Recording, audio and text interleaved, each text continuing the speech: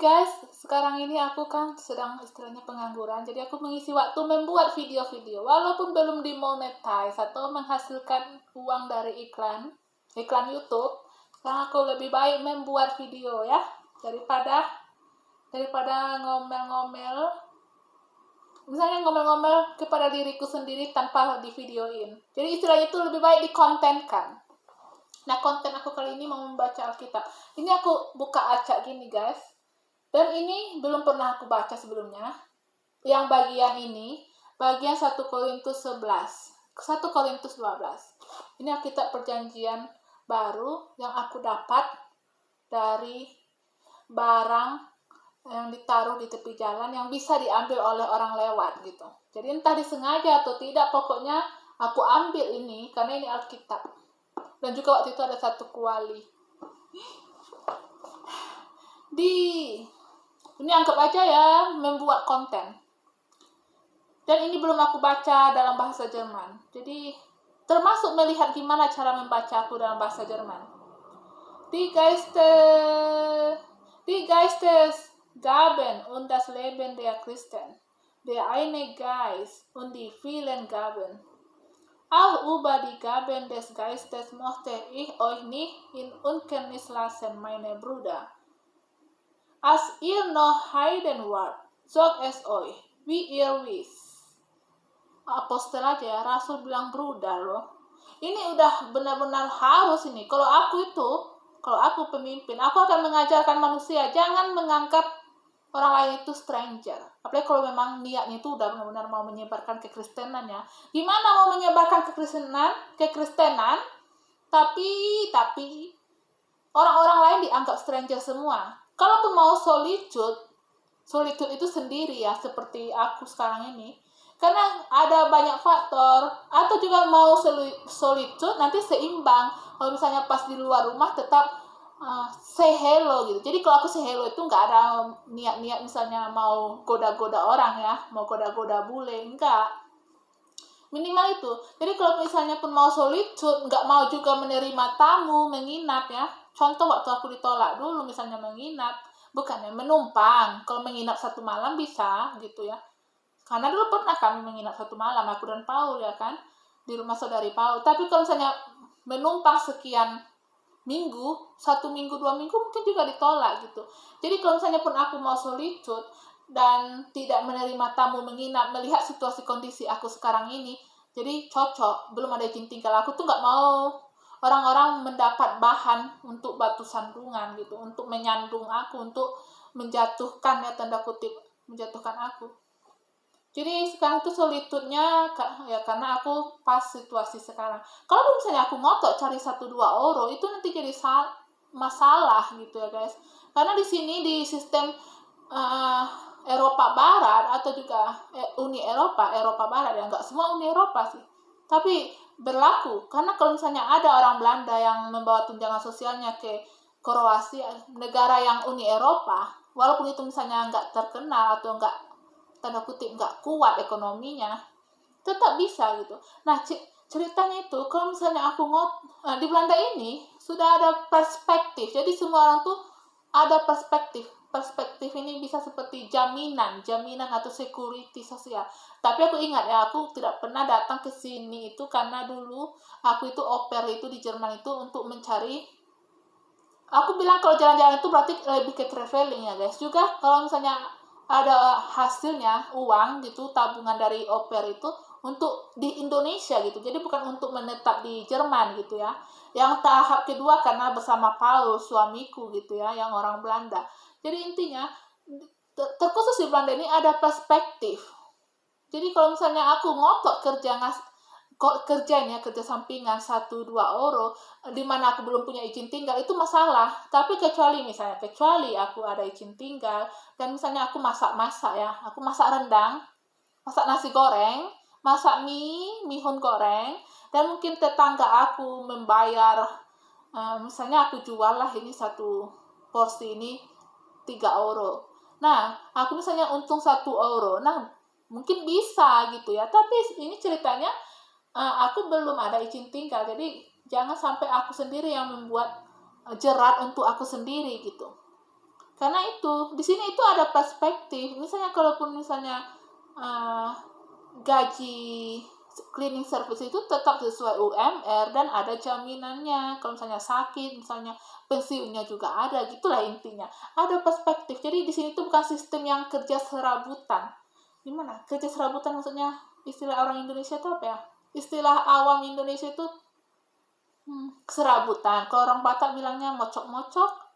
Aduh, aku nggak tahu juga guys. Aku orang Batak Toba tapi ya itulah. Kadang ada nggak tahu gitu. Jadi istilah orang akar rumput Batak Toba itu mocok-mocok gimana ya? Misalnya sekarang kerjanya misalnya jadi ngaduk-ngaduk semen, besok misalnya kerjanya ngangkat-ngangkat barang pindahan. Nggak gitu di sini. Di sini tuh kalau misalnya dia punya jasa ngangkat-ngangkat barang pindahan, ya udah itu aja usahanya gitu.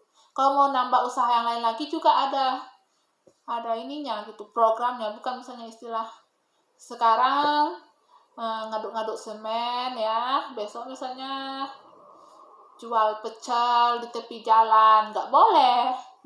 Misalnya aku misalnya mau buat pecel jual di tepi jalan sini, di depan rumah aku ini kan halte, nggak boleh guys. Karena itu ada perspektif, udah terorganisasi gitulah perspektif ini, udah terojamin, udah tersusun, udah tertata gitu. Balik ke sini ya guys. Die Geistes gaben und das Leben der Christen. Der eine Geist und die vielen Gaben. Auch über die Gaben des Geistes mochte ich euch nie in Unkenntnis lassen, meine Brüder. Als ihr noch Heiden wart, sagt es euch, wie ihr wisst, mit unwiderstehlicher Gewalt zu den Stummen Götzen. Darum erkläre ich euch, keiner, der aus dem Geist Gottes redet, sagt, Jesus sei verflucht. Und keiner kann sagen, Jesus ist der Herr, wenn nicht aus dem Heiligen Geist redet. Terkoneksi dengan ceramah aku yang tadi ya. Mungkin yang di Facebook ya, yang di video live Facebook. Jadi kalau nggak ada kalau bukan karena Roh Kudus, kalau bukan karena Roh Kudus di dalam seseorang itu, mereka itu tidak akan bisa mengatakan Yesus adalah Tuhan. Mereka intinya dipenuhi roh-roh yang masih menolak bahwa Yesus adalah Tuhan. Jadi intinya ada roh gitu. Roh yang menolak gitu.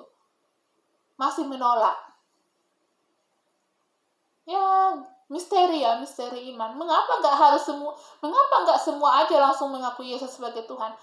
Mengapa nggak semua aja percaya bahwa Yesus itu adalah Elohim dalam ragam manusia? Ya itulah mungkin tujuan penciptaan bumi ini. Kalau gitu ya untuk apa bumi ini ada, untuk apa semesta ini ada? Ya udah, diam gitu ya. Makanya ada yang bilang hidup itu karena bergerak, karena ada aktivitas gitu. Sama dengan misalnya, mengapa harus ada perang, mengapa harus ada kelaparan? Ya, seperti kata Rasul Paulus, di dalam kelemahan, berarti termasuk di dalam situasi yang buruk atau menyakitkan, itu kuasa Tuhan bekerja. Kalau semua udah baik-baik aja, ya udah diam gitu. Diam di sini berarti, kalau pernah dulu guru biologi aku itu ya, sambil mengajar itu bisa ceramah-ceramah gitu, atau berbau-bau agama juga bisa. Jadi guru biologi aku itu bilang gini, kalau misalnya semesta ini diam, atau bumi ini diam aja, nggak berputar, ya udah nggak eksis bumi ini. Bumi ini masih ada karena berputar, karena berputar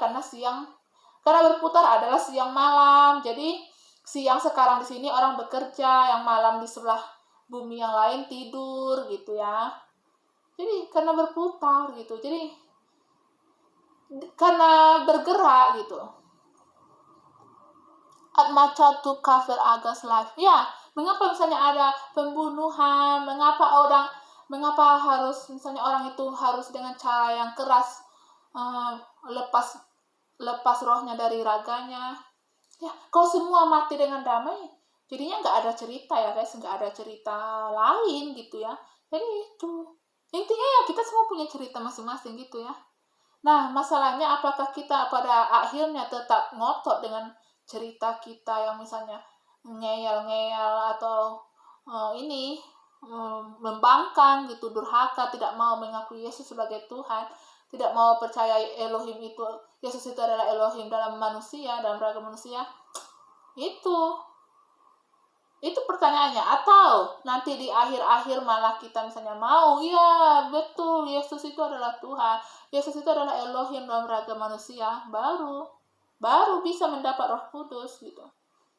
Es gibt verschiedene Gnadengaben, aber nur den einen Geist. Es gibt verschiedene Dienste. Oh, ini soal karunia, guys. Aber nur den einen Herrn.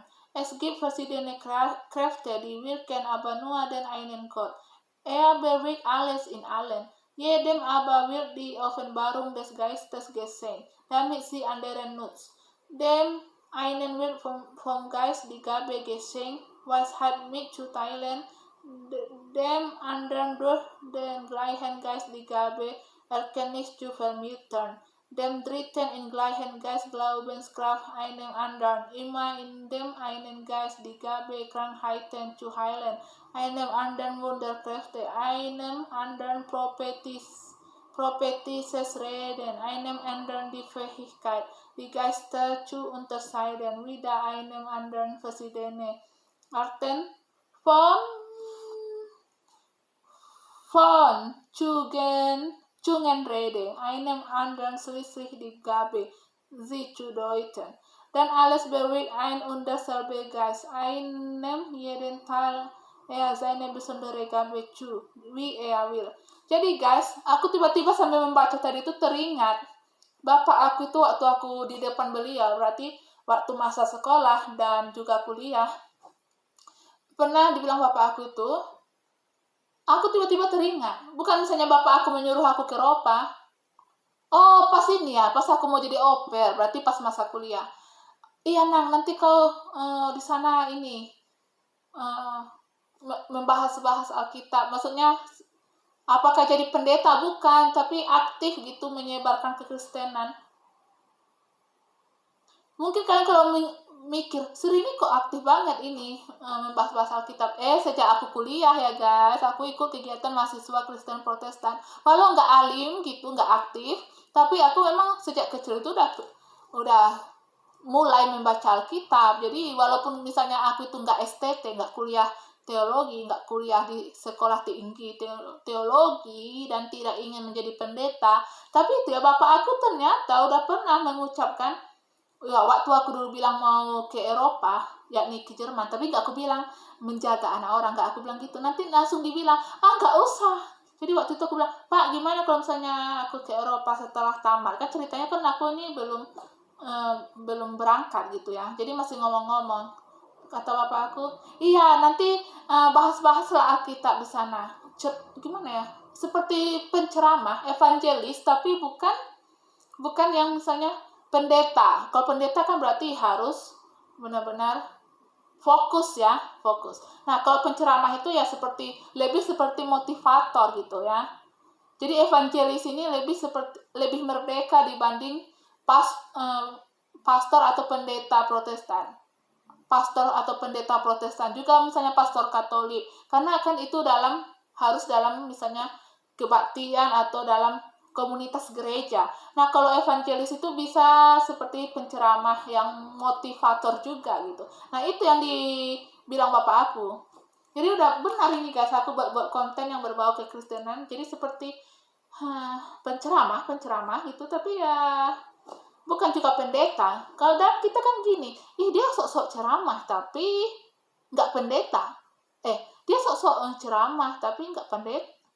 Padahal nggak pendeta. Misalnya, istri itu sok-sok membahas kekristenan, padahal dia nggak pendeta, nggak kuliah di STT.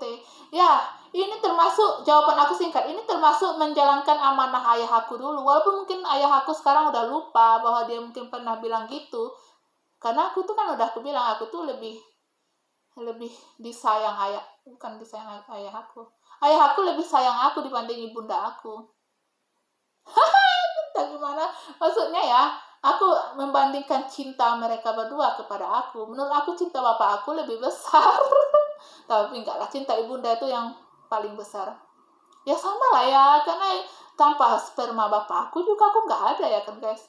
Berarti karena bapak aku dulu mencintai anaknya bahkan sebelum lahir, jadi dia mau tanda kutipnya kasarnya itu mau membuat anak. Ada kan pria dia tuh hobinya, dia tuh berhubungan suami istri, bahkan ya hanya untuk pleasure, kesenangan. Dia nggak mikir untuk anak atau untuk membuat anak gitu kan, nggak gitu ya. Jadi bapak aku itu kan karena cintanya kepada anak walaupun belum eksis, makanya mau bertujuan membuat anak. Dan diajak berbincang-bincang gitu kan. Jarang sekarang kalau misalnya kisah-kisah ayah yang yang inces. Astagfirullah, puji Tuhan. Aku bukan mengejek orang-orang yang korban inces ya, aku peduli. Nah, peduli ke ini, di mana lah pendidikan mereka dulu ya, diajarkan nenek moyangnya. Mungkin mereka tuh nggak punya nenek moyang yang jelas ya, jadinya seperti mengejek gitu. Tapi ini yang harus kita ubah. Jadi walaupun misalnya kita seperti mengejek, tapi sebenarnya untuk memperbaiki. Makanya aku bilang, aku tuh bukan tipe yang memperbaiki. Aku tuh lebih baik mencegah. Bagi aku tuh lebih baik mencegah. Nah, kalau sudah terjadi ya terpaksa diperbaiki, diobati gitu ya. Jadi itu dengan kisah bapak aku yang bilang harapannya bahwa aku bisa seperti evangelis walaupun tidak misalnya pendeta dan tidak kuliah STT, ternyata terwujud hari ini. Minimal aku bisa membuat konten yang berbau-bau kekristenan gitu. Oke, bye-bye.